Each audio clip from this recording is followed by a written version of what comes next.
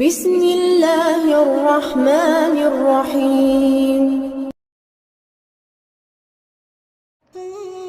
السلام علیکم دوستو آج ہم بات کریں گے، دیکھیں گے، جانیں گے اور سمجھیں گے کہ اکثر مسلم لڑکا ہو یا لڑکی کیوں کسی غیر مسلم سے شادی نہیں کرتے، کیوں اسلام میں اس کو حرام کیا گیا ہے کسی بھی غیر مسلم سے شادی کرنا، کیونکہ مسلمان ایک اللہ کو مانتے ہیں اور اس کے احکامات کو فالو کرتے ہیں، عمل کرتے ہیں۔ تو اللہ نے کیا کہا قرآن میں؟ سورہ بقرہ سورہ نمبر 2 آیت نمبر 221، تم مشرک عورتوں سے ہرگز نکاح نہ کرنا جب تک کہ وہ ایمان نہ لائے۔ ایک مومن لونڈی یعنی نوکر مشرک شریف زادی سے بہتر ہے اگرچہ وہ تمہیں بہت پسند ہو، اور اپنی عورتوں کے نکاح مشرک مردوں سے کبھی نہ کرنا جب تک کہ وہ ایمان نہ لائے۔ ایک مومن غلام مشرک شریف سے بہتر ہے اگرچہ وہ تمہیں بہت پسند ہو۔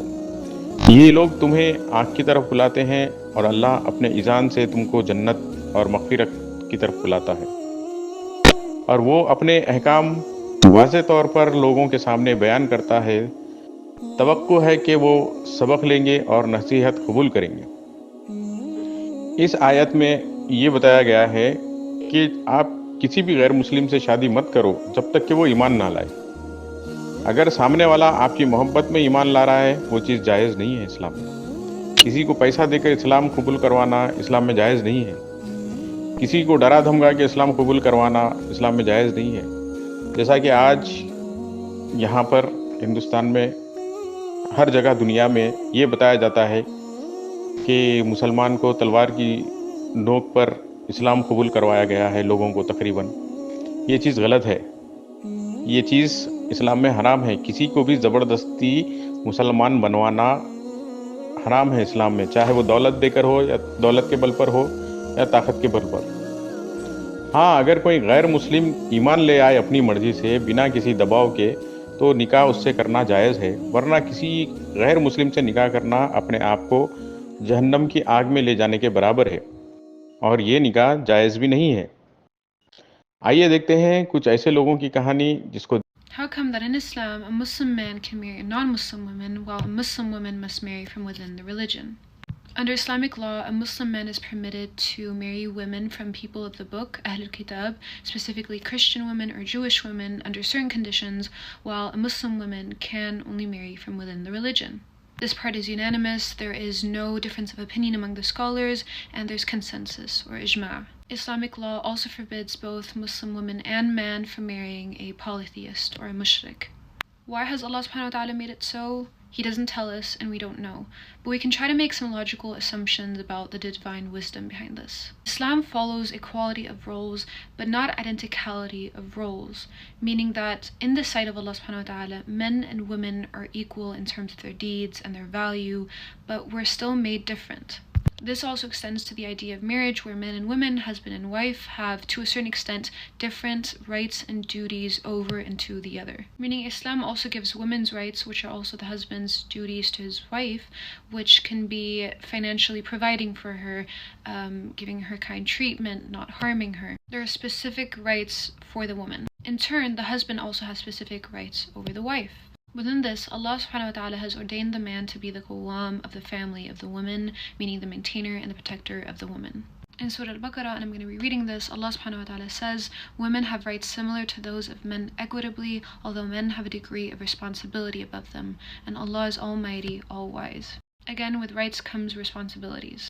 A Muslim man who marries a Christian or a Jewish woman is commanded to respect her faith, cannot prohibit her from practicing her faith or visiting the church or synagogue. Islam seeks to provide the wife with respect of her husband for her religion, which in turn protects the family from destruction. You also have to remember that given that Islam is the last of the three Abrahamic faiths, whether a Muslim man gets married to a Christian or a Jew, he will acknowledge her scripture and her prophet, he will respect it. He can't deny the scripture or the prophet because it's inevitably part of his own faith in Islam. A non-Muslim marrying a Muslim man won't lose anything of her because she won't be subject to despise or disrespect by her Muslim husband because of her faith.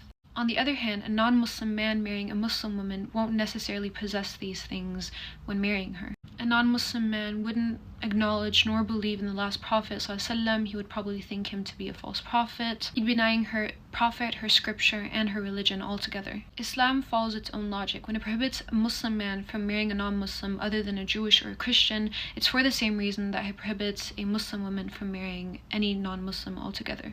For those who say, and specifically to Muslim women who say that this is gender discrimination or that this is unfair to the women, if that's the case, then we have to have a complete shift of outlook on this, because that is not the case at all. If anything, this ruling advantages the woman. The Muslim woman would be at complete loss if she were to marry a non-Muslim man. And not even saying that that's an option, because in the sight of Allah subhanahu wa ta'ala, that marriage would be null and void. It would be invalid. But these rulings are about protecting the woman's rights within her marriage. The responsibilities of a Muslim woman are quite uniform across the Abrahamic religions, whereas Islam specifically has set so many responsibilities and duties to a woman that he must fulfill for her. As mentioned before, Allah subhanahu wa ta'ala made the man the qawwam of the family, the maintainer and the protector. How is a non-Muslim man supposed to acknowledge or respect these obligations, fulfill these obligations for his wife? Or even the rights of the children for that sake, if he doesn't believe nor follow Allah subhanahu wa ta'ala's teachings? But again, it's less about how the kids are raised and their last names, and more about upholding the wife's responsibilities, about having a partnership. And some might say or think, well, non-Muslim men can have the same values as a Muslim man. But Allah subhanahu wa ta'ala has set the responsibilities of a Muslim man in stone, and He has set the rights of the women in marriage in stone. You can only give the rights to a Muslim woman if you know the rights of a Muslim woman. If a non-Muslim marries a Muslim woman, his values aren't Islamic, and he would have some kind of authority over her as a non-Muslim. And her rights as a Muslim woman wouldn't be necessarily met, whether it's being financially cared for or spiritually cared for. And also think about, if this non-Muslim man doesn't believe, love, or fear Allah subhanahu wa ta'ala, what's going to hold him accountable to treating you right? You also have to remember that while it is permitted for Muslim men to marry non-Muslim women, this happens through permitted conditions, certain conditions. Muslim men cannot take Jewish or Christian women who are just that by name. They have to be practicing and truly follow it. A large number of people in the West, for example, nowadays, who are culturally Christian or culturally Jew, cannot actually be termed as of the people of the book, Ahlul Kitab. Therefore, the Muslim man must make sure that this woman is truly a practicing or believing Christian or Jew. However, there are also hadiths and Quran verses that express the desirability of a Muslim man and a Muslim woman together, where their fundamentals of religion and way of life align. This video is getting long, but perhaps it could also be because Islam has a missionary objective to be self-consistent, and so in the instances where, because of the marriage or because of the union, a Christian or a Jewish woman is likely to convert to Islam because of her husband's Islamic faith, that it becomes allowable, while it's not allowed in the other instance. But Allah knows best, that's just an assumption. But again, if this were allowed, the Muslim woman would be at a loss, because she would be someone who denies her religion, probably disagrees with her way of life, and may violate her rights over him. While on the other hand, the non-Muslim wife of a Muslim man would have a husband that acknowledges her faith, respects her faith, and fulfills his duties as a Muslim husband. I want to end off with a reminder, especially to Muslim women, that we don't have a flicker of knowledge of that of Allah subhanahu wa ta'ala's. To end off, Allah subhanahu wa ta'ala in Surah Al-Baqarah says, "Perhaps you hate a thing and it is good for you, and perhaps you love a thing and it is bad for you. And Allah knows while you know not." तो देखा दोस्तों आपने कि एक European बहन ने किस तरह दलील देकर समझाया है कि कोई भी मुस्लिम किसी भी गैर मुस्लिम से निकाह करना जायज़ नहीं है, मगर कुछ अंधभक्त ऐसे हैं जैसे कि एक सुरेश फसादी है जो लगा हुआ है मुसलमान को बदनाम करने में कि लव जिहाद है। अरे अक्लमंद इंसान, तुमको अपना ज्ञान ही नहीं है तो दूसरों को ज्ञान बांटने चले हो, जबकि इस्लाम में किसी भी गैर मुस्लिम से निकाह करना जायज़ ही नहीं है। फिर कहाँ से लव जिहाद पैदा हुआ?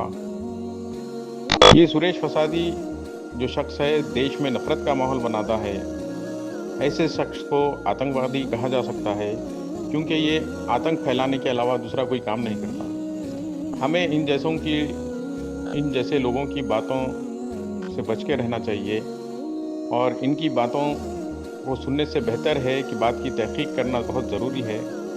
अल्लाह ने भी यही फरमाया कुरान में। अल्लाह ने क्या कहा? सूरह हुजरात सूरह नंबर 49 आयत नंबर 6, ए लोगो जो ईमान लाए हो, अगर कोई फासिक तुम्हारे पास कोई ख़बर लेकर आए تو اس کی تحقیق کر لیا کرو. کہیں ایسا نہ ہو کہ تم کسی گروہ کو پریشان کرو، نقصان پہنچا بیٹھو اور پھر اپنے کیے پر شرمندہ ہو. تو اسلام نہیں سکھاتا دشمنی. اسلام مینز پیس، امن اور شانتی کا مذہب ہے. دوستو، آپ کو یہ ہمارا ویڈیو کیسا لگا کمنٹس کر کے بتائیں. اللہ تعالیٰ سے دعا ہے اللہ تعالیٰ ہمیں حق بات سننے، سمجھنے اور اس پر عمل کرنے کی توفیق دے. ہمارے اس چینل کو لائک کریں، سبسکرائب کریں اور شیئر کریں. السلام علیکم ورحمۃ اللہ وبرکاتہ.